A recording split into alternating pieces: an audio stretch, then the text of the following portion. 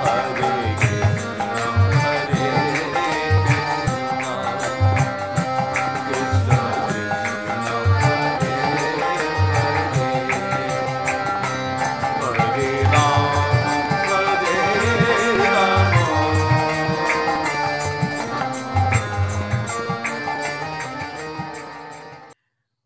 अज्ञानतिमिरान्धस्य ज्ञानञ्जनशलाखया चक्षुरुन्मिलितं येन तस्मै श्री गुरवे नमः। गुरवे गौरचन्द्राय राधिकाय ददालये कृष्णाय कृष्णभक्ताय तद्भक्ताय नमो नमः। नमो ॐ विष्णुपादाय कृष्णप्रेष्ठाय भूतले श्रीमते भक्तिवेदांत स्वामिनेति नामिने। नमस्ते सरस्वती देवे गौरवाणी प्रचारिणे निर्विशेष शून्यवादी पाश्चात्य देशतारिणे। जय श्री कृष्ण चैतन्य प्रभु नित्यानंद श्री अद्वैत गदाधर श्रीवासादि गौर भक्त वृंद। हरे कृष्ण कृष्ण कृष्ण हरे हरे, हरे राम राम राम हरे हरे। आनंद लीलामय विग्रहाय हेमावदिव्य छवि सुंदराय तस्मै महाप्रेम रसप्रदाय चैतन्य चंद्राय नमो नमस्ते। चैतन्य चंद्राय नमो नमस्ते। चैतन्य चंद्राय नमो नमस्ते। Hare Krishna. Before I begin, I would want to express my heartfelt gratitude at the lotus feet of Abhay Charanaravinda, Bhaktivedanta Swami Srila Prabhupada, for giving us this unparalleled nectar that was never given in the past in the form of Sri Chaitanya Charitamrita. Secondly, I want to thank Preeti Vilasini Mataji and Kirtira Sundari Mataji and other organizers of the Bhakti Sangha for very kindly having me once again at the service of all the Vaishnavas. And finally, I offer my very respectful obeisances to all the assembled devotees and beg for your kind wishes and blessings so that I may speak something favorable in the glorification of today's topic. Please accept my very humble obeisances. Vancha kalpatarubhyascha कृपा सिंधुभ्य एव च पतितानां पावनेभ्यो वैष्णवेभ्यो नमो नमः. So let me just share my screen.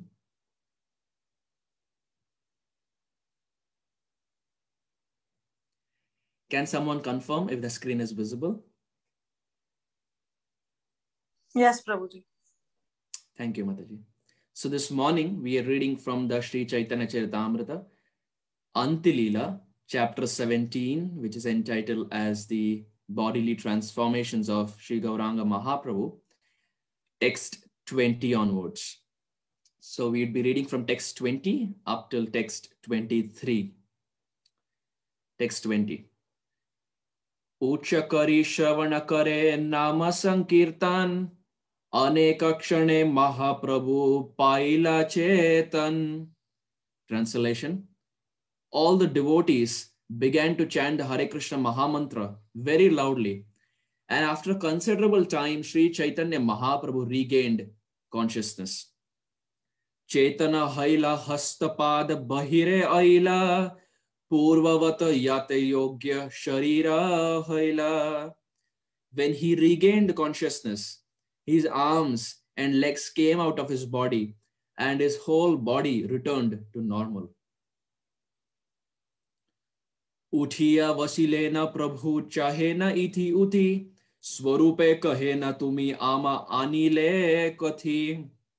Sri Chaitanya Mahaprabhu stood up and then sat down again. Looking here and there, he inquired from Swarup Damodar, "Where have you brought me?" Text 23.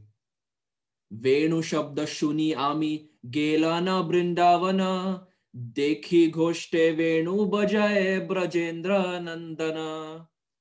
After hearing the vibration of a flute, I went to Vrindavan, and there I saw that Krishna, the son of Maharaj Nanda, was playing on his flute in the pasturing grounds. He was playing his flute on the pasturing grounds.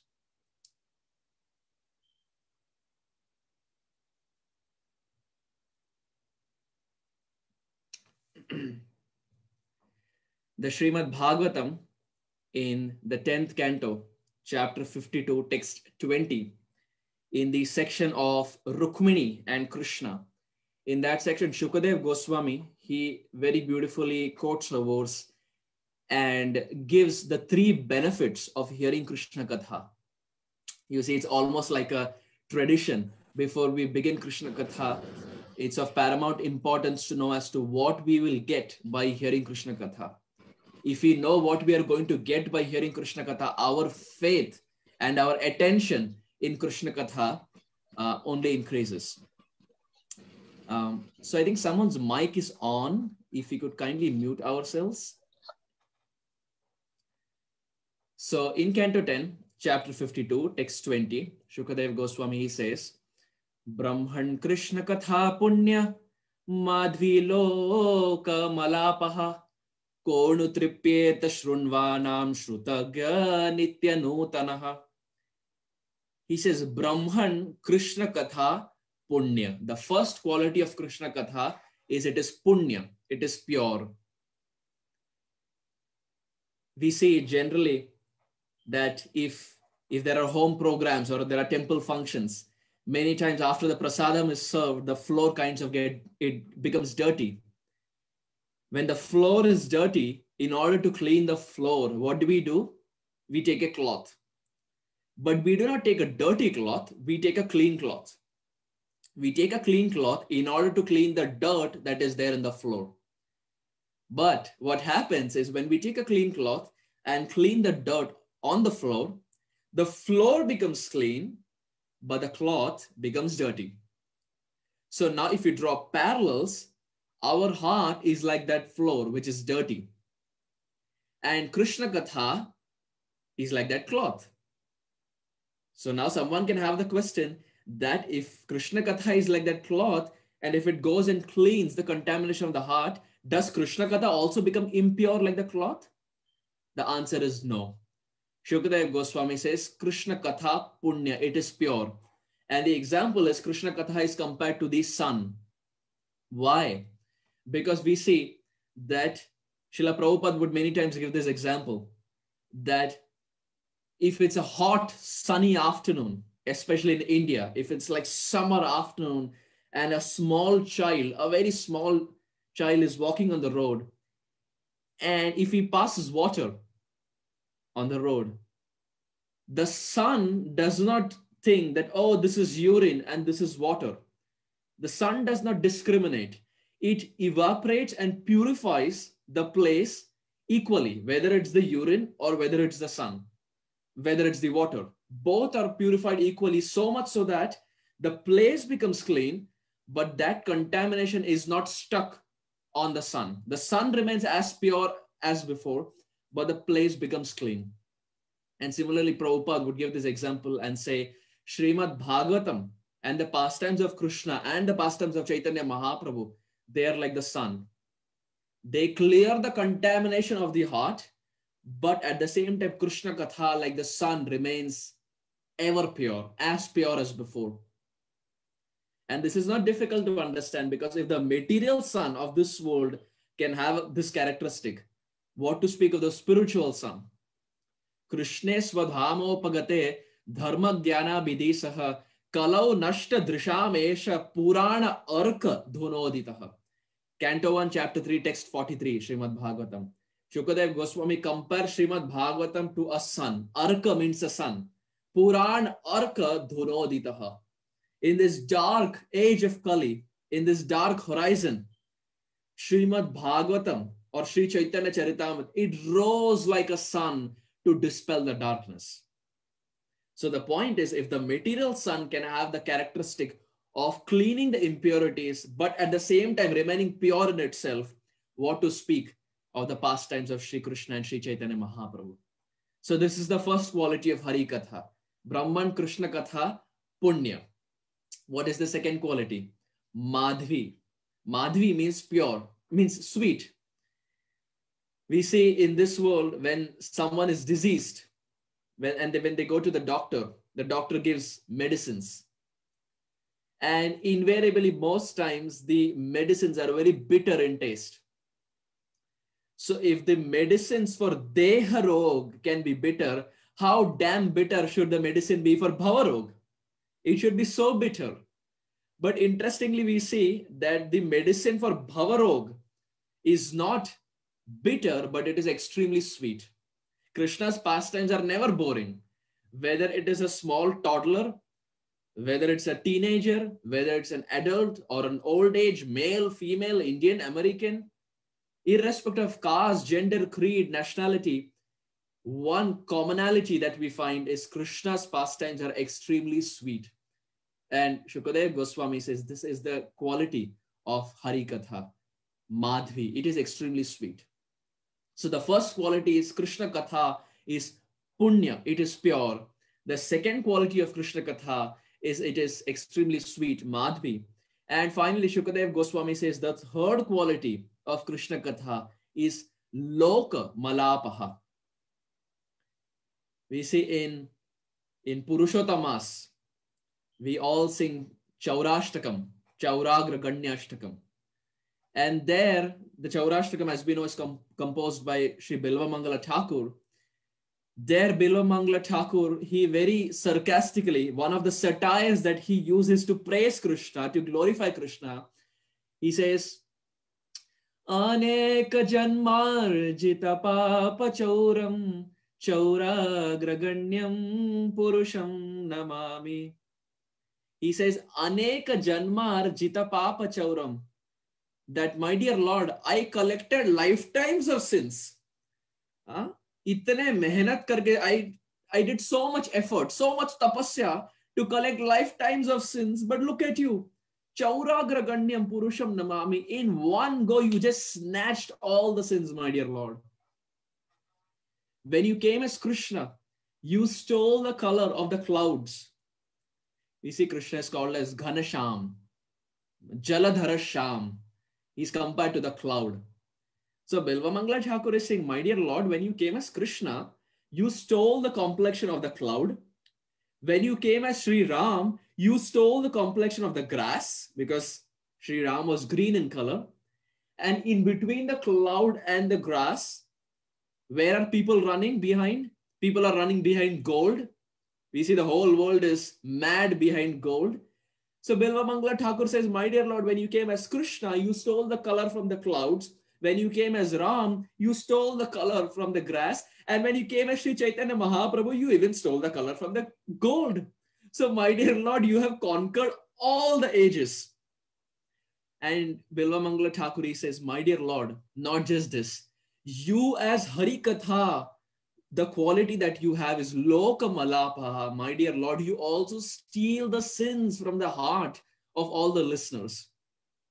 The listeners for lifetimes, for millions and billions of lifetimes, have amassed mountains and mountains of sin, which they are not even aware of.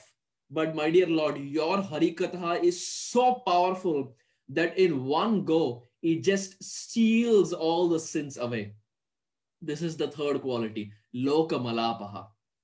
So Shukadev Goswami says, Brahman, Krishna Katha, Punya, Madhvi, Loka Malapaha, Konu Tripyeta Shrunvanam. Who is that person who will not want to hear Harikatha? When we know that Harikatha can offer us these three qualities, who is that person who will not want to hear Harikatha? So it's almost like Shukadev Goswami is saying that please hear Harikatha. Don't refrain yourself from hearing Harikatha. So we find that these qualities of Harikatha, it not just holds true for pastimes of Krishna. Even though it's quoted in the Srimad Bhagavatam, it not only holds true for the pastimes of Krishna, it equally holds true for Gauranga Mahaprabhu. Because Sri Krishna and Sri Krishna Chaitanya are one and the same. So having said this, we now begin our today's discussion. We see in today's discussion, we are reading from the 17th chapter of the Antilila of the Sri Chaitanya Charitamrita. And just to set the scene, this is that section where Gauranga Mahaprabhu he was accompanied with Swarup Damodar and Rai Ramananda, and of course Govinda, who is his personal servant. And in the first part of the night, Swarup Damodar and Rai Ramananda, they were present with Gauranga Mahaprabhu. And after Swarup Damodar and Rai Ramananda left, Chaitanya Mahaprabhu, he slept. He lay on the floor to take some rest. And seeing that Chaitanya Mahaprabhu is also taking rest, Govinda, his personal servant, he also decides to take rest. But now, interestingly, what happens is in the middle of the night, Chaitanya Mahaprabhu, he hears the flute sound of Sri Krishna. And Gauranga Mahaprabhu's ears, they are pulled towards the flute sound of Sri Krishna. And Chaitanya Mahaprabhu, in the middle of the night, he just gets up and starts running towards Simhadwara. So at this point, Chaitanya Mahaprabhu is in Gambhira. As we know, the last pastimes of Gauranga Mahaprabhu were performed in Gambhira, the place of Kashi Mishra. So hearing the sound of the flute, Chaitanya Mahaprabhu is pulled towards Simhadwara. And Chaitanya Mahaprabhu, when he reaches Simhadwara, he just falls to the ground completely unconscious. And when Govinda gets up, he sees Chaitanya Mahaprabhu is not there anywhere around. So Govinda goes around to see where Chaitanya Mahaprabhu is. And finally, he sees that Mahaprabhu is unconscious, lying on the floor in Simhadwara. And he calls Swarup Damodar, he calls Rai Ramananda, so that they can also help bring Chaitanya Mahaprabhu back to his external consciousness. And when Swarup Damodar and Rai Ramananda, when they come, what they see is something unbelievable. They see that Chaitanya Mahaprabhu is in so much ecstasy. He's in so much Radha Bhav. He's so much in the mood of Srimati Radharani that the limbs of Gauranga Mahaprabhu have literally gone inside. Chaitanya Mahaprabhu has shrunk himself and all the limbs of Gauranga, they've gone inside in the form of a tortoise. You see, the tortoise has a characteristic. Whenever someone goes to touch the tortoise, then immediately the head and the hands and the legs, the tortoise just pulls itself inside. Similarly, Chaitanya Mahaprabhu, who is the transcendental tortoise, because Kurmadev is not different from Sri Krishna, not different from Gauranga Mahaprabhu. So Chaitanya Mahaprabhu, he takes the form of a tortoise, completely ecstatic, just hearing the flute sound of Sri Krishna. And dear devotees, this form of Gauranga is called as Kurma Chaitanya. That form of Chaitanya Mahaprabhu, where Gauranga Mahaprabhu demonstrated Kurma Dev, that is the form of a tortoise, is called as Kurma Chaitanya. So when Swarup Damodar sees this form of Sri Chaitanya Mahaprabhu, Swarup Damodar, in order to revive Gauranga Mahaprabhu back to external consciousness, he chants the Hare Krishna Mahamantra loudly in the ear of Sri Chaitanya Mahaprabhu. That is what we saw in text 20. To revive Gauranga Mahaprabhu, he chants the holy name. And this holy name, dear devotees, is the essence of all the Gaudiya Vaishnava philosophy. Once Hamsaduta Prabhu, who just recently left this world last year, dear disciple of Srila Prabhupada. Once Hamsaduta Prabhu was in a room with Srila Prabhupada, and Srila Prabhupada very emphatically, he asked Hamsaduta Prabhu that, do you know why I have written all these books? And Hamsaduta Prabhu said, Prabhupada, to convince us of the philosophy.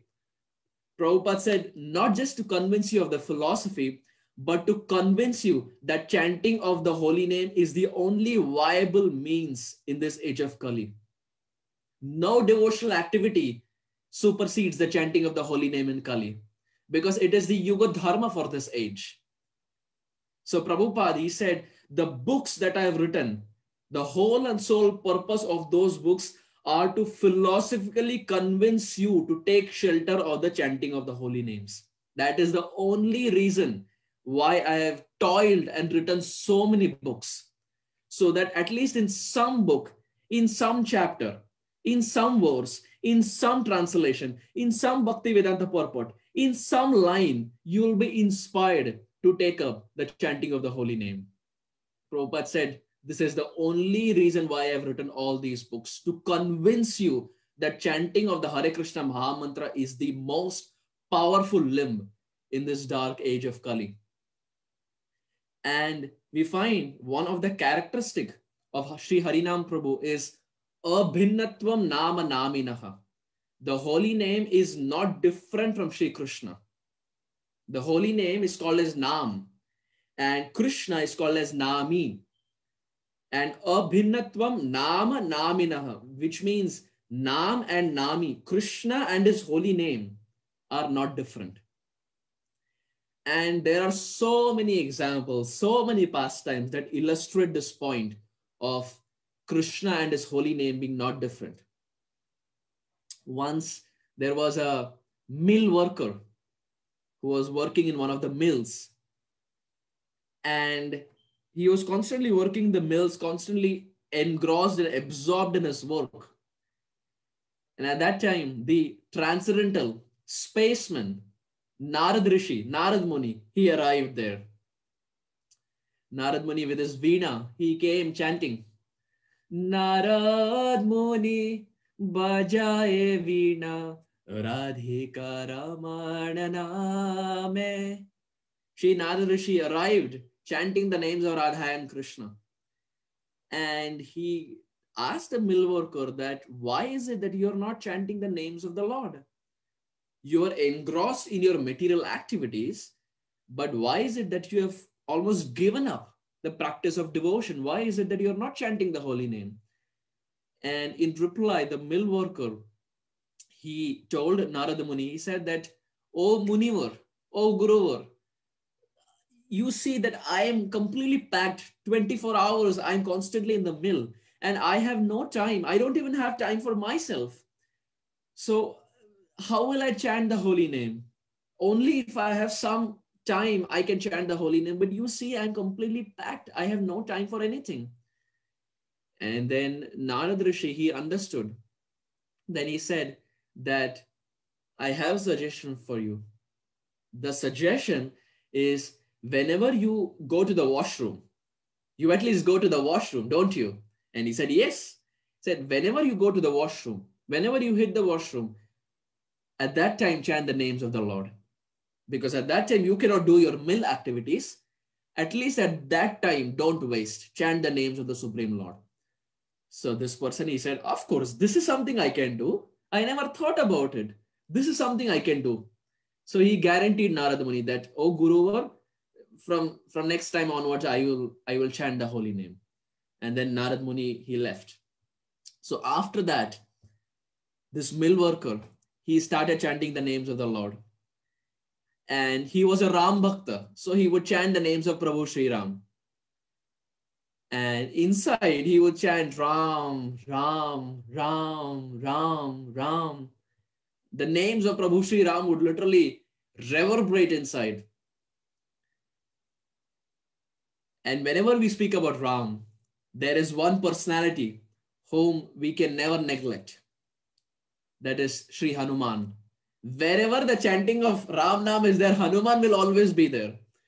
You see, Hanuman has this blessing. First is he's Chiranjeevi. And second is wherever the chanting of the names of the Supreme Lord is going on, Hanuman can be present at that place. That is one of the benedictions that he has obtained. So he heard that someone is chanting the names of Prabhu Sri Ram. So Hanuman, faster than lightning, he just flew to the place. And when he reached that place, he was surprised that this person is sitting in the washroom and chanting the names of Prabhu Sri Ram. So Hanuman was waiting when this person will come out. He was thinking, how dare he chant the names of my master sitting in the washroom? So Hanuman was literally, he was shining his gadha, he was making sure his fist is all right. And the moment this mill worker, he came outside, Hanuman just punched him straight on his face. And this mill worker, he fell to the ground. And he said, Hanuman, why did you punch me? What wrong did I do? In fact, I was chanting the names of your master. And Hanuman became so furious. He said, you were chanting the names of Prabhu Sri Ram, but you were chanting in the washroom.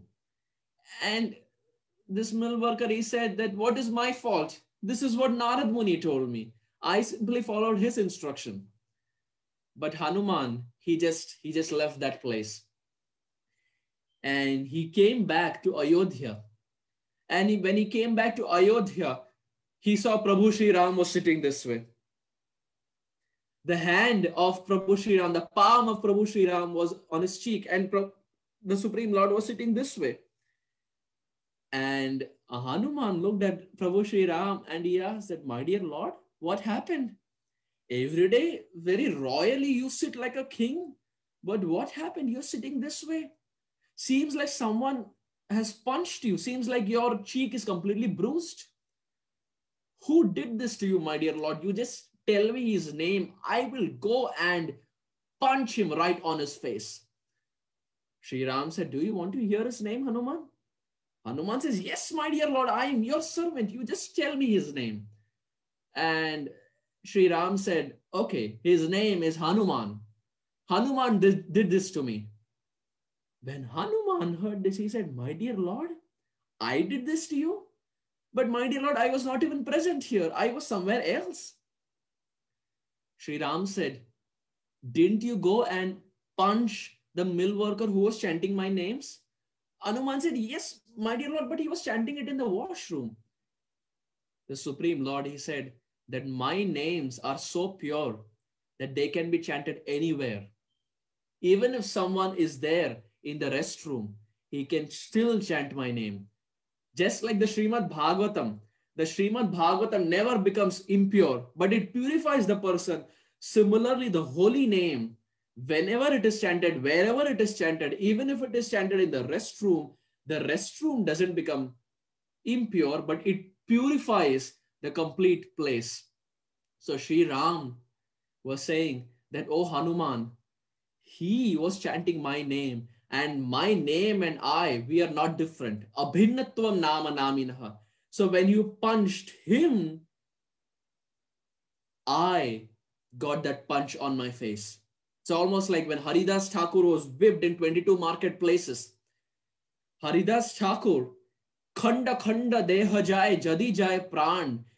He was being whipped at every marketplace, but still he was not leaving the chanting of the holy name. And in Mahaprakash Leela, Chaitanya Mahaprabhu reveals that the reason Haridas Thakur did not feel the pain is because Gauranga Mahaprabhu was embracing him from behind. The holy name, which was chanted by Haridas Thakur, is not different from Sri Chaitanya Mahaprabhu, is not different from Sri Krishna, and is not different from Sri Ram. So just like that holy name protected Haridas Thakur from the whips, similarly the names of Prabhu Sri Ram, it protected the mill worker. And Prabhu Sri Ram, he demonstrated that that punch of Hanuman on the face of this mill worker was actually on the face of Prabhu Sri Ram, to illustrate this point that Abhinnatvam Nama Namina, the holy name and the personality are not different. And we find that Srila Rupa Goswami, he time and again, he glorifies the chanting of the holy name, so much so that he says, Tunde Tandivinim Ratim Vitanute Tundavali Labdhiye. Srila Rupa Goswami says that this holy name is so sweet that when I chant this holy name, I desire that I have millions and millions of tongues, Rupa Goswami is saying. And when this chanting of the holy name, when it enters the courtyard of my ears, I desire I have millions and billions and zillions and quadrillions of ears. And when that holy name, which is chanted by millions of tongues, enters into the millions and millions of eardrums, and it goes straight into my heart, Rupa Goswami says, I become completely inert. I become completely unconscious and I fall to the ground. He says, Harinam Prabhu is so powerful that one tongue and a pair of ears are too less to relish the sweetness of Harinam. And so many places we find Rupa Goswami makes this point of the sweetness of Harinam Prabhu.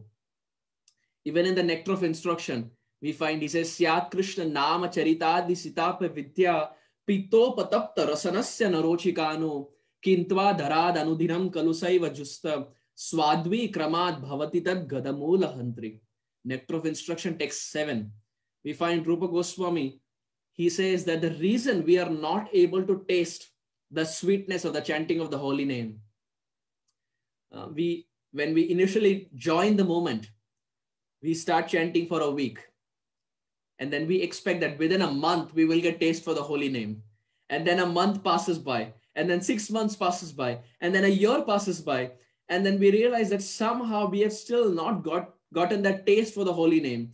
And that month passes into 6 months, and 6 months into a year, and a year into decade, and a decade into decades.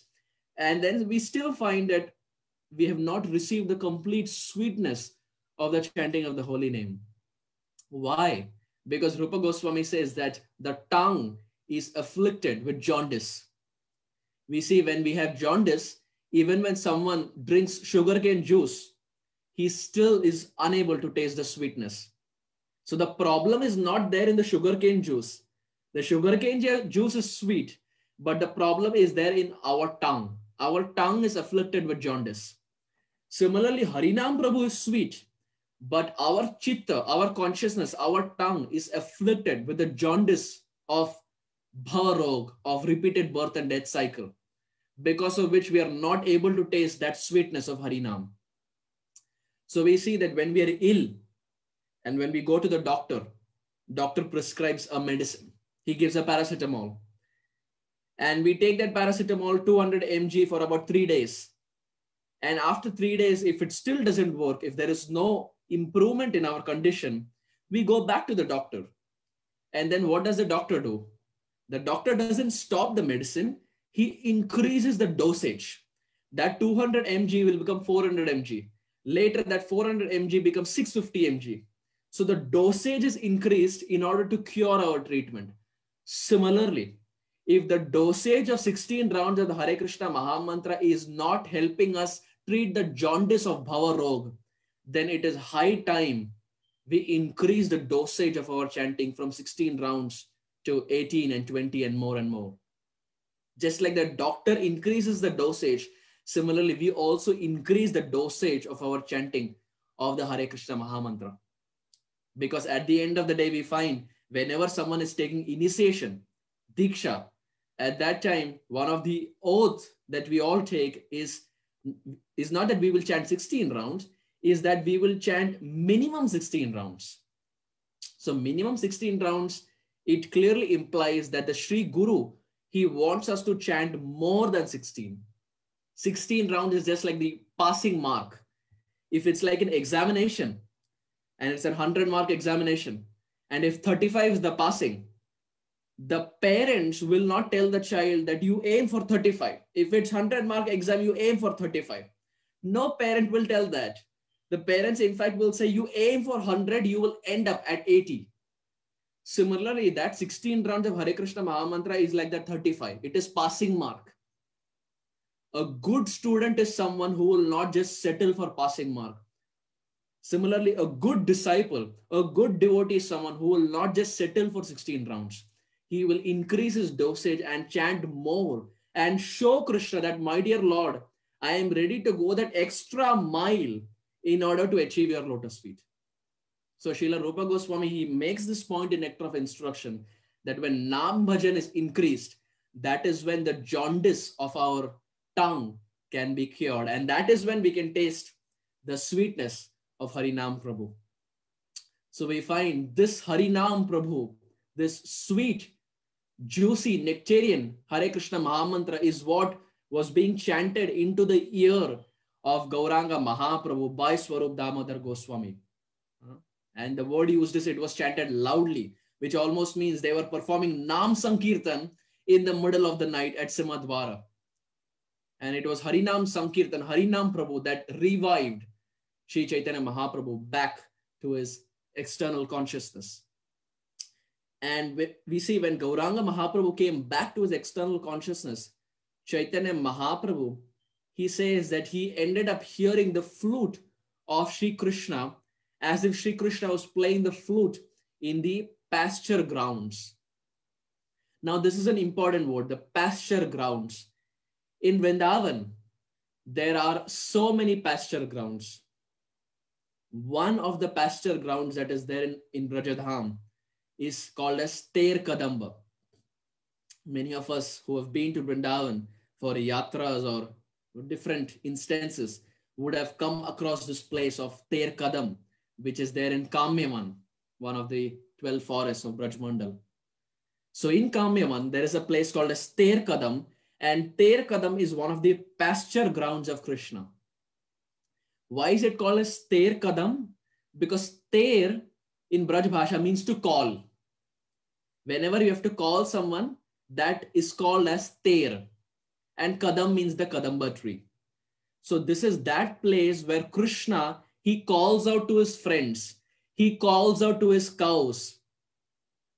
In the morning time, between 6 a.m. and 8:24 a.m., Krishna, he comes to Ter Kadamba. So we see Krishna has eightfold pastimes. It's called as Ashtakalya Leela. He has eightfold pastimes. 6 a.m. to 8:24 a.m., 8:24 a.m. to 10:48 a.m., 10:48 a.m. to 3:36 p.m., 3:36 p.m. to 6 p.m., 6 p.m. to 8:24 p.m., 8:24 to 10:48 p.m., 10:48 to 3:36 a.m., and 3:36 a.m. to 6 a.m. Eightfold pastimes. So in the morning between 6 and 8:24 a.m. is the time when Krishna is there in Ter Kadamba. And Krishna comes with his 900,000 cows of Nanda Maharaj. Krishna single-handedly. Krishna wants to show Mother Yashoda and Nanda Baba that now he has become a big boy. And now he can take care of the cows. In fact, the cows are double the size of Krishna. Krishna is so chotu. He's so small. And we see when the cows are fully grown, they are very huge in size. So the cows are literally double the size of Krishna. But Krishna wants to show Nanda Baba that now he has become a big boy. So he comes with 900,000 cows and all his friends to take care of all the cows. And when Krishna comes between morning 6 a.m. and 8:24 a.m. to Ter Kadamba, the cows, they start eating all the grass like the cows generally do. And when it's almost time and it's almost 8:24 a.m., now Krishna has to call back the cows. So Krishna, what Krishna has done is, because there are 900,000 cows, we have to have some count. So Krishna has grouped all the cows by the color. Black color, one group of cows.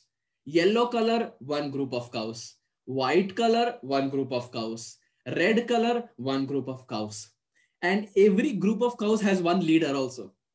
So Krishna, when he has to call out the cows, Krishna will say, Shamali. And the Shamali, the leader of the cows, will come ahead. So Shamali is a black cow. She is the leader of all the black cows. So Krishna will say, Shamali, and then Shamali and all the other cows will come. Similarly, Kalindi is the leader of the black cows. Another group, again, black cows. So Krishna will say, Kalindi, and all this at Ter Kadamba, Krishna will call out. And then the black cows headed by Kalindi will come. And then Krishna will say, Chandani. Chandan means sandalwood. So these are those cows who are yellowish in color. And the leader is Chandani. So Krishna will call out to Chandani. And then yellowish cows will come. And then Krishna will say, Kumkumi. And then red cows will come, headed by Kumkumi. So different cows will come when Krishna is calling them. It's so much so that when Krishna calls out to these cows, our acharyas very beautifully describe that Krishna has a counter, has a mala. And the beads are golden in color. Just like when we are chanting, we have beads. Similarly, Krishna also has a mala and all the beads are golden in color. And whenever the cows come, Krishna pulls one bead down. So if Shamali has come, Krishna pulls one bead, golden bead down. If Kumkumi has come, Krishna pulls another bead down. If Chandani has come, Krishna pulls another bead down. So in this world, when we are chanting, in the mala, we are chanting the names of Krishna. But in the spiritual world, Krishna has a mala, and in that mala, Krishna is chanting the name of his cows. Every time he calls the cows, he pulls one bead down. This is how much Krishna loves his devotees. Krishna is having a mala and he's chanting the names of his devotees. That to animals, that to the cows. So Krishna, like that, he calls different cows, and Krishna, he just pulls his beads one after another. But now there are some naughty cows. These naughty cows are such that when Krishna calls them, they will not come. They want personal attention. They want Krishna to call them personally by their personal name, no group name. They want personal attention. So Krishna understands that. So when all the group cows have come, these naughty cows, they are still waiting that now Krishna will call me personally. So like royally, they will come ahead. So now in order to call them, what Krishna does is Krishna, he sits on top of the Kadamba tree. Krishna sits on top of the Kadamba tree. Kadamba tree is considered very strong. Why? Because Kadamba is the representation of Radharani. And Radharani is very strong. We are not talking about physical strength. We are talking about emotional strength. When Krishna left Vrindavan Dham, Radharani somehow or the other, she pulled it along up till she met Krishna in Kurukshetra. So Radharani is emotionally strong, but Krishna is like the tamal tree. Tamal tree like Krishna is very weak. You apply little force to the tamal tree and the tamal tree will break. But the Kadamba tree like Radharani is very strong. So that is why even the Jhulan pastimes that we find Jhulan Yatra. In the spiritual world, when there is Jhulan Yatra, Jhulan pastimes, the swing, the cloth from which they make the swing, that cloth is always tied on the Kadamba tree and never on the Tamal tree. Why? Because Tamal is very weak. Like Krishna, Tamal is very weak. Krishna, he took so much love from the Brajavasis, but what happened? After 10.5 years, Krishna couldn't repay that debt of love of the Brajavasis, and Krishna just left Vrindavan Dham. But Radharani, like the Kadamba, is always there in Brajmandal. So the Jhulan pastimes are always performed on the Kadamba tree. Even now, if you see in Vrindavan, when they perform Jhulan, the cloth is always tied on the Kadamba tree. So Krishna, here he climbs on the Kadamba tree and he sits on the Kadamba tree and he pulls out his Venu. So Venu is one of the 3 flutes that Krishna has. Venu, Vamshi and Murali. Krishna has 3 flutes. So here Krishna pulls out Venu. And Venu is that flute which is 6 inches long. And he pulls out this flute in order to call to the cows. And the power of Krishna's flute playing is so much that when Krishna plays the 5th note, Yamuna Devi flows backwards. When was the last time we saw any water body flow backwards? Never. We have never seen that. But in the spiritual world, the power of Krishna's one note, the 5th note, is that when Krishna plays the 5th note, Yamuna ji flows backwards. When Krishna plays the 6th and the 7th note, all the seasons come together. Rain, winter, summer, pre-winter, pre-summer, pre-rain, all the seasons come at once. And then what Krishna does? He kind of picks. He takes summer and rain or winter and summer. So it's like permutation combination. He just picks whichever Krishna wants, he picks the weathers. All this just by the 6th and the 7th note of Krishna's flute. And the 8th note that Krishna plays is exclusively just for Srimati Radharani. That one note of the 8th note is exclusively just for Radhika. So whenever Krishna has to call out to Srimati Radharani, it is the 8th note that Krishna plays. So here Krishna is sitting on top of Kadamba. He has pulled out his Venu and now he's calling out to the cows. And now when the cows, when they hear their name being called out, now the cows feel very happy. They feel, oh, now we are given some royal treatment. Krishna specially is calling to all of us. And when Krishna is actually calling out to them, they are very hastily, they're in a mood. They're very fast. They're eating all the grass because they're thinking to themselves that all other cows have eaten adequate grass. And if I don't eat the adequate amount of grass, then tomorrow morning I will not give thick milk. If I don't give thick milk, then Maya Yashoda cannot make barfi. If Maya Yashoda cannot make barfi, then Krishna cannot eat that barfi. In order so that Krishna eats that barfi, I have to eat more grass so that I give thick milk. So even the cows of Brajadham, when they're eating grass, it's not for sense gratification, but it is with this desire of pleasing the Supreme Lord. So that if I eat this grass, I can give thick milk. From that thick milk, Maya Yashoda will make nice milk barfis, and that milk barfis Krishna will eat tomorrow with Balaram. So even the act of eating in the spiritual world is not for sense gratification. So now when Krishna calls them, these naughty cows, they very royally they come. And when they come ahead, they stretch their neck. You see, when we go to massage the cows kind of stretch, they outstretch their neck, and they love when they are being massaged. So similarly, if the cows love our massage, what to speak of the transcendental Lord touching and massaging them.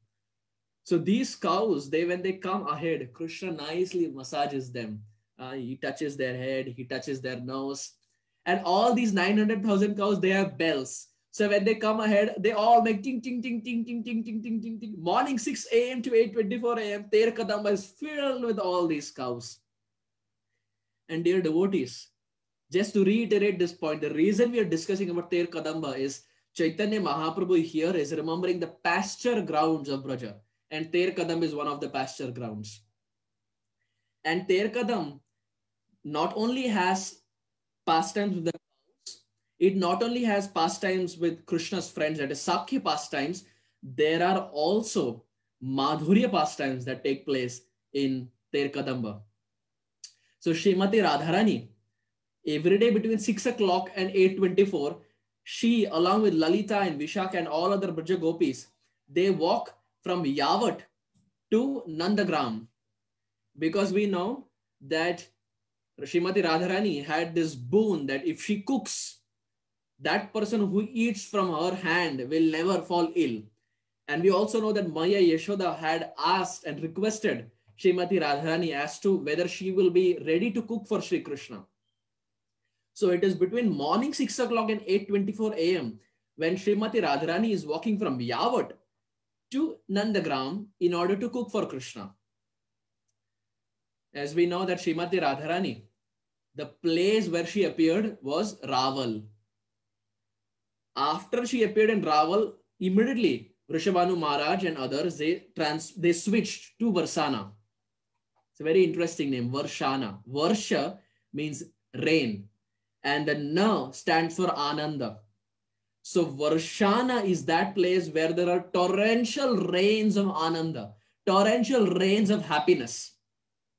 So if you are looking for happiness, if we are in search of happiness, if the hunt of happiness is going on, then we know where we are supposed to go. It has to be Varsana Dham, because the name itself means Varshana, that place which has torrential rains of happiness.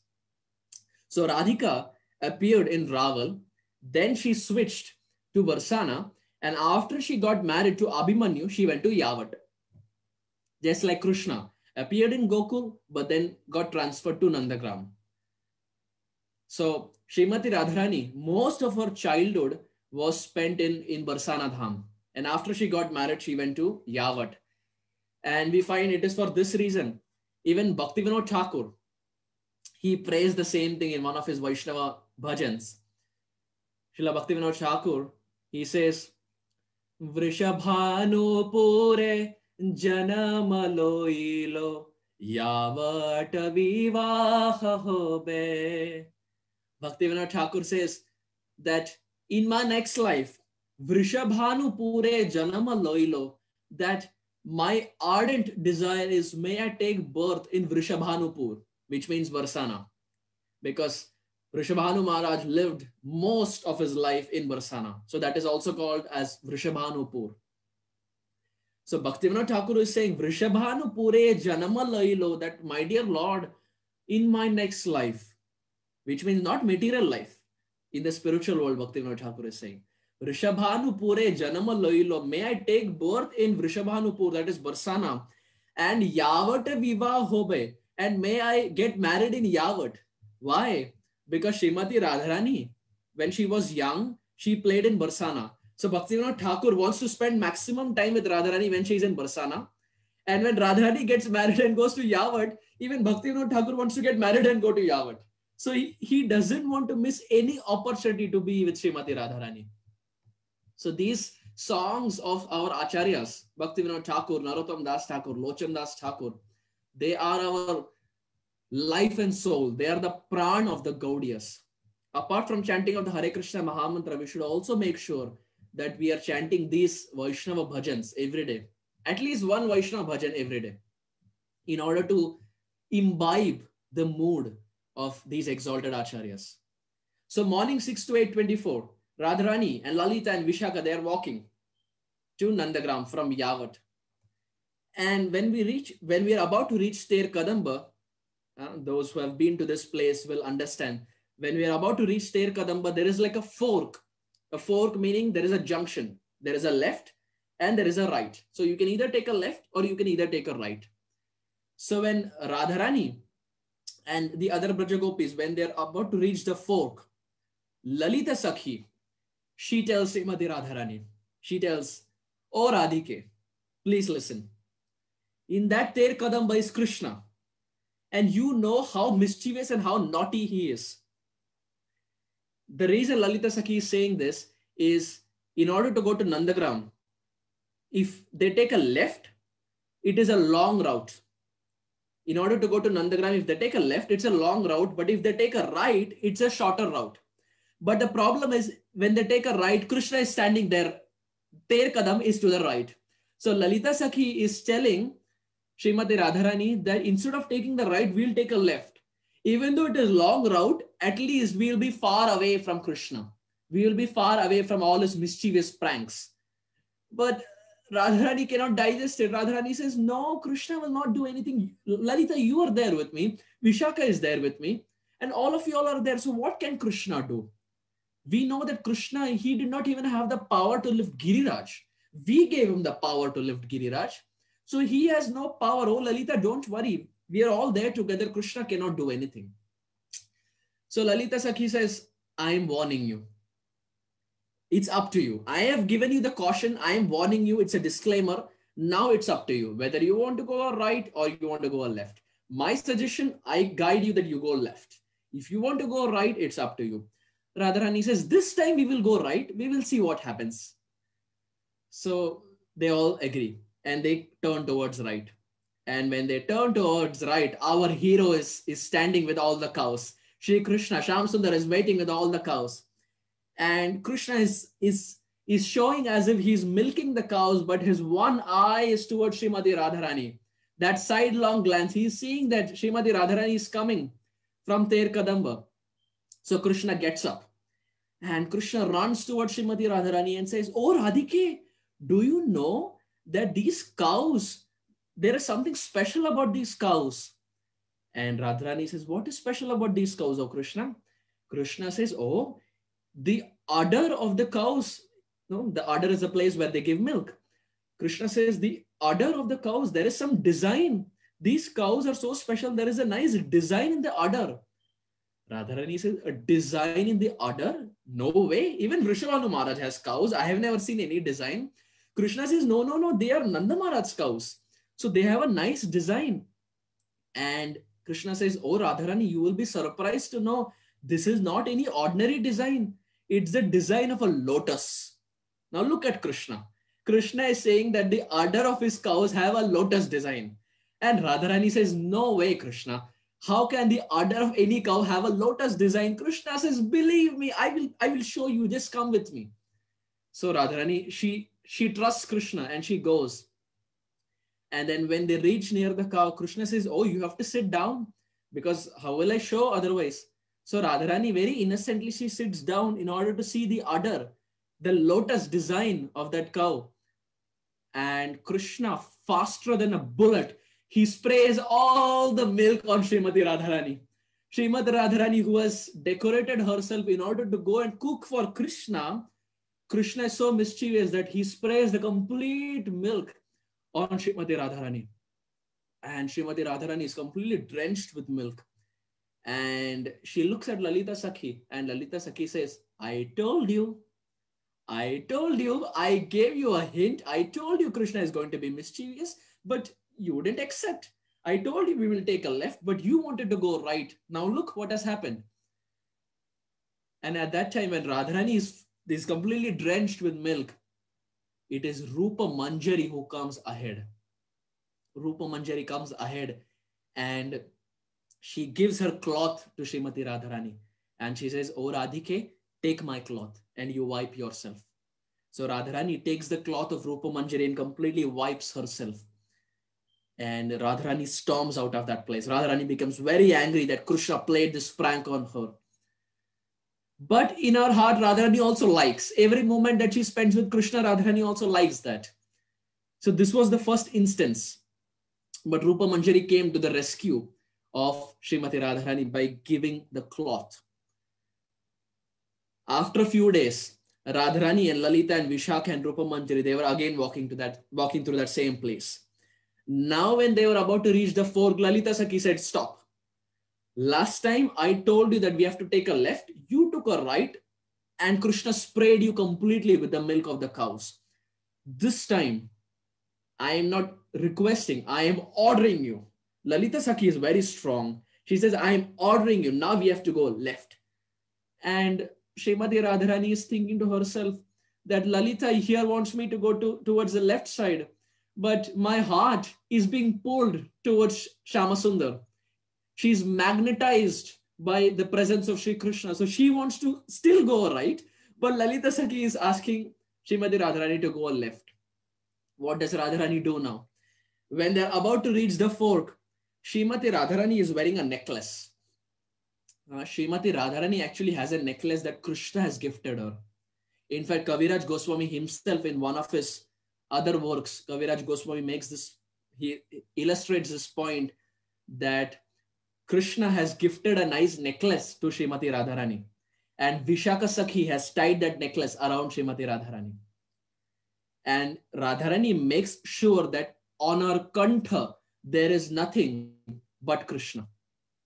There is nothing but Krishna. She wants Krishna on her kantha to teach all of us the example that this kanti mala should be the only thing that should be there on our kantha. It's called as a kanti mala because it should touch the kantha. If not the kantha, at least little loose so that at least we are not choked. But ideally, this is a kanti mala. Why is it called a kanti mala and why we should wear it here? The reason being whatever we wear on the kantha affects our speech. If there is Tulsi Maharani on our kantha, naturally our speech will always be purified. Always our speech will be about Krishna, about Radha and Krishna, about Sri Chaitanya Mahaprabhu. So ideally the kanthi mala should always be on the kantha and not like a necklace. And Srimati Radharani is teaching by example. Kaviraj Goswami makes this point that Radharani, she has a necklace that Krishna has gifted her.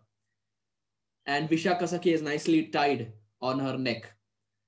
So now when they're reaching the fork, Radharani is thinking, time is running out. Radharani is thinking, what can I do so that I can again meet Krishna? And at that time, what Radharani does is she puts her hand on the necklace and just pulls the necklace. And when she pulls the necklace, all the pearls that are strung on that necklace, they all are scattered to the ground. They all fall to the ground. And when this happens, Radharani says, oh, help, help, help. All my necklace, all my pearls have fallen to the ground. This is at the fork, at the juncture. So Lalita Sakhi looks behind and says, oh, what happened? All your pearls have fallen down. And they sit down to remove the pearls. Lalita Sakhi and Vishakha Sakhi and Rupa Manjari and Rati Manjari, they sit down to help Srimati Radharani give the pearls back to her. when Radharani calls out for help, our hero Sham Sundar from a distance, he hears that. And Krishna runs there to help Srimati Radharani and says, "Oh Radhike, what happened?" And Radharani says that my pearls, they fell to the ground. And Krishna searches and he gives one pearl after another. And the reason Radharani did this is not to break the pearls, but the reason is because of this, Krishna will be pulled to her and she can meet Krishna. So she obeys Lalita Sakhi. At the same time, she can also fulfill her heart's desire of meeting Krishna. So this was the second instance. But it's very interesting. What does this pastime mean? Because every pastime has a significance. Every pastime has a learning. Every pastime has a tattva. What can we learn from this pastime? Radharani is teaching us that all the material bindings that are there, all the material bindings can be broken and completely scattered by our intense desire to meet Krishna. If someone is intense to be with Krishna, if someone has the intensity and the full steam to be with Krishna in his dancing party, along with his friends and Maya Yashoda, then that intensity to meet with Krishna will break all the material bindings of this world. This is what Srimati Radharani is teaching. Because she was intense to meet with Krishna, all her pearls in the form of necklace, they all were scattered and completely broken. So if we want to overcome our material inclinations, material desires, material hankerings, then it is only eagerness. Tatra laulyam, Rupa Goswami says. It is only laulyam, greed, hankering to be with Krishna that can break all these material bindings. So this was the second instance. In the third instance, Srimati Radharani and Lalita and Vishakha, they were again walking to the same place along with Rupa Manjari and Rati Manjari, again after a few days. And when they reached the fork, this time all of them turned towards the left and they were walking towards the left direction. And Krishna from a distance, he saw that, oh, Srimati Radharani this time is not taking the right. She is going far and further away from me. So Krishna was thinking to himself, I have to think of something because through which I can again meet Srimati Radharani. So what does Krishna do? Krishna, there is a calf that is near Krishna and that calf is tied. Krishna unties that calf. And now we know calves are very restless in nature. So that calf which was tied, Krishna unties that calf. And now that calf that is untied starts jumping and running here and there. And Krishna with a stick, he somehow guides that calf towards Srimati Radharani, as if to show that it is the mischievous calf that is running towards Radharani. But actually, in true sense, it is Krishna with the stick. He is guiding the calf towards Radhika, and the calf is running, and the calf goes behind Radharani.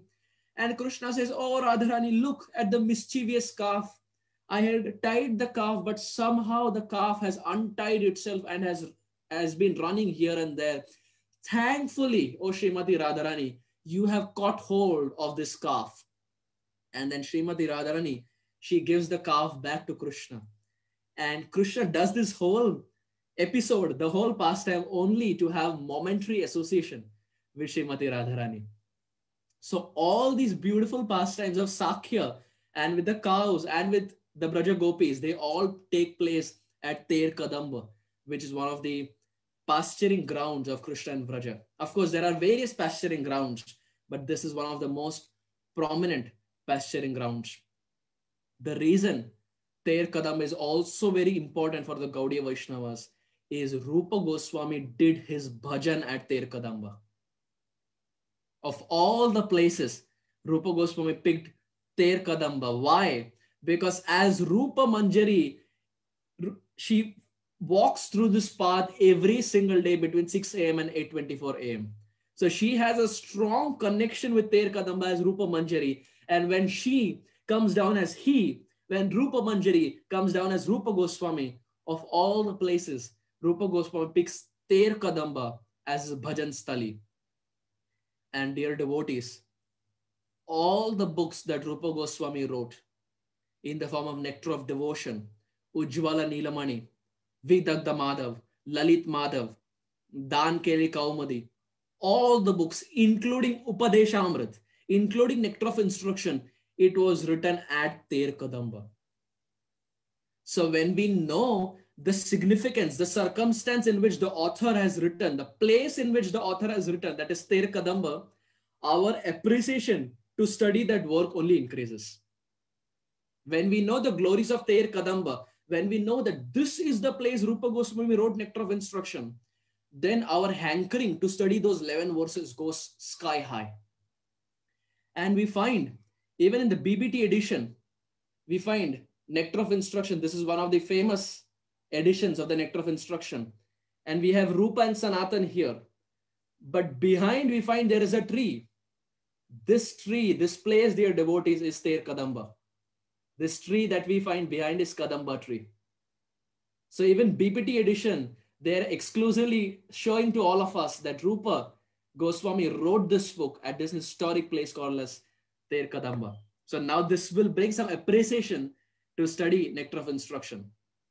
Actually, what we were speaking all this while is just introduction to the front cover of Nectar of Instruction.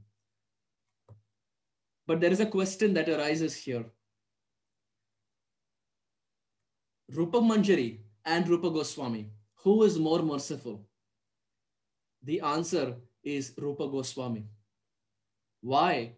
Because Rupa Manjari is there in the pastimes of Radha and Krishna. She is performing the pastimes. She is serving Radha and Krishna. But when that Rupa Manjari is dipped with more compassion, when that Rupa Manjari is dipped with more karuna, she comes down as he in the form of Rupa Goswami to write books in order to show all of us the way, in order to show all of us the path through which even we can be part of these pastimes. Dear devotees, all of us can be a part of these pastimes of Ter Kadamba. That is why our acharyas are giving these pastimes, so that we get inspired to be in such historic pastimes of the Supreme Lord. These pastimes of Sri Chaitanya Charitamrita and Srimad Bhagavatam, they are not limited to the pages of the book. We have to always understand this point. It is not limited to the pages of the book. If we are liking a particular pastime of the Supreme Lord, then Krishna for us will be willing to perform that pastime once again just to give pleasure to his devotees. These pastimes of the Supreme Lord are dynamic. For the sake of his devotees, Krishna will again perform these pastimes. So we find that Rupa Goswami, who is none other than Rupa Manjari, when he comes down, he writes these historic books in order to not just understand Radha and Krishna, but also bring about an appreciation to the pasture grounds like Ter Kadamba, to bring appreciation to Sri Chaitanya Mahaprabhu. And we find one of the 4 instructions that Gauranga Mahaprabhu gave Rupa Goswami, all 4 of them were just centered around Vrindavan. The first instruction that Sri Chaitanya Mahaprabhu gave Rupa Goswami is to write books. Books in order to convince us about the glories of Vrajadham. Second, to build temples, to invite all of us to Vrajadham. Third, lost pastime places in Vrajadham. Kalena Vrindavana Keli Varta Lukteti Tam Khyapaitum Vishishya Kripamritena Abhishishya Devas Tatraiva Rupam Cha Sanatanam Cha. When Chaitanya Mahaprabhu ordered Rupa Goswami to re-establish lost pastime places, it was lost pastime places in Vrindavan. So books are meant to help us appreciate Vrindavan. Temples are meant to invite us to Vrindavan. Lost pastime places in Vrindavan. And finally, Vaishnava etiquette, Vaishnava dealings in order to inculcate the mood of the Brajavasis in our heart. So all the 4 instructions that Gauranga Mahaprabhu gave, everything was simply centered around Vrindavan. And this Vrindavan, dear devotees, is the life and soul of the Gaudiyas. It is the prana of the Gaudiyas. That Radha and Krishna, who are the dancing lords of that Vrindavan, have now appeared 500 years back as Chaitanya Mahaprabhu in the mood of Srimati Radharani in order to relish those same pastimes. We are seeing here Chaitanya Mahaprabhu in the mood of Radhika. He's remembering those same pastimes as to how Krishna would play the flute at Ter Kadamba and how he would invite the cows, how he would invite the friends, how he at the fork would have beautiful pastimes with Radha and Krishna. Chaitanya Mahaprabhu, who is not different from Radha and Krishna, is remembering all these pastimes and relishing at Simhadwara. And just by remembering these pastimes, Chaitanya Mahaprabhu has fallen to the ground. And finally, to wrap up, Bhaktivinoda Thakur, in one of his works, he says, Vrishabhanu Sutanvita Vamatanum Yamuna Tatanagar Nanda Sutam Murali Kalagita Vinoda Param Bhaja Godruma Kanana Kunja Vidum. Srila Bhaktivinoda Thakur is saying, Vrishabhanu Sutanvita Vamatanum. Vrishabhanu Suta, that is the daughter of Vrishabhanu Maharaj, that is Srimati Radharani. Vrishabhanu Sutanvita, the word used is Anvita. What does Anvita mean? We see many times we use this word Anvita even in our Mangalacharan. We say, Vandeham Shri Guru Shri Yuta Padakamalam Shri Gurun Vaishnavamscha Shri Rupam Sagra Jatam Sahagana Raghunathanvita Anvita Raghunathanvita Tam Sajivam Sadvaitam Savadhutam Parijana Sahitam Krishna Chaitanya Devam Shri Radha Krishna Padan Sahagana Lalita Shri Vishakhanvita Vishakhanvitamscha. So we use this word Anvita even in our Mangalacharan. What does this word Anvita mean? Anvita means along with. So Bhaktivinoda Thakur is saying Vrishabhanu Sutanvita Vamatanum. Along with Vrishabhanu Suta, Vrishabhanu Nandini, that is Srimati Radharani, she is there along with whom? She's standing on the left side. Along with whom? Yamuna Tata Nagar Nanda Sutam. She's standing along with Nanda Sutam, that is the son of Nanda Maharaj, near Jamunaji. And Krishna, who is accompanied with Srimati Radharani. What is Krishna doing? Murali Kalagita Vinoda Param. Krishna, accompanied with Srimati Radharani, is playing his murali, playing his flute on the banks of Jamuna. Bhaja Godruma Kanana Kunja Vidum. Bhaktivinoda Thakur is saying, I offer my obeisance to that Srimati Radharani who is accompanied with Krishna, that Krishna who's playing his flute in Yamuna, and that Krishna and Radharani of Dwapar have now fused together, have now come together in the form of Sri Chaitanya Mahaprabhu. And for this reason, Bhaktivinoda Thakur is saying, Bhaja Godruma Kanana Kunja Vidhum. Bhaja means worship. Worship whom? Bhaja Godruma Kanana Kunja Vidhum. Vidhum means a moon. And Kanana means the forest. And Kunja means the groves. So Bhaktivinoda Thakur is saying, worship the rising moon from behind the groves of the forest of Godrum, that is Chaitanya Mahaprabhu. He could have as well just said that worship Chaitanya Mahaprabhu, but just look at the composition of Bhaktivinoda Thakur. He is saying that Chaitanya Mahaprabhu is not different from Radha and Krishna, and that Chaitanya Mahaprabhu, who's like the Vidhum, who's like the moon, is now appearing from behind the groves of the forest of Godrum, that is Sri Chaitanya Mahaprabhu. Bhaktivinoda Thakur very nicely uses Godruma. Why? Because Godrum Dweep is the place where Bhaktivinoda Thakur did bhajan. So for that reason, he is using the word Godruma. Bhaja Godruma Kanana Kunja Vidum. And in this way, Bhaktivinoda Thakur writes many more verses. We actually find this in KK songs. Every verse is so beautiful. And the last line always ends with Bhaja Godruma Kanana Kunja Vidum. Bhaja Godruma Kanana Kunja Vidum. Bhaja Godruma Kanana Kunja Vidum. Bhaja Godruma Kanana Kunja Vidum. Worship that Chaitanya Mahaprabhu who is not different from Radha and Krishna, who has now appeared in this dark age of Kali to taste the transcendental nectar of the pastimes of Radha and Krishna in the mood of Srimati Radharani. like we see in this section today of the Sri Chaitanya Charitamrita, Antilila, which is entitled The Bodily Transformations of Gauranga Mahaprabhu. Having said this, I very humbly stop here. Thank you very much. Hare Krishna. Sri Chaitanya Mahaprabhu ki jai. Patita Pavan Srila Prabhupada ki jai. Samasta Gaur Bhakta Vrinda ki jai.